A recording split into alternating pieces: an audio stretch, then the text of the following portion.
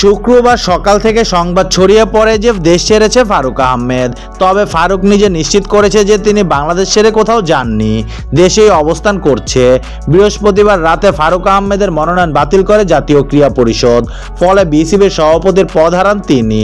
এরপর শুক্রবার সকালে বিভিন্ন গণমাধ্যমের বরাতে খবর পাওয়া যায় যে ফারুক আহমেদ বাংলাদেশ ত্যাগ করেছে। তবে এক ভিডিও বার্তায় ফারুক নিজেই নিশ্চিত করেছে যে তিনি দেশ ছাড়েননি। গুজবে কান না দিতে অনুরোধ করেছেন তিনি।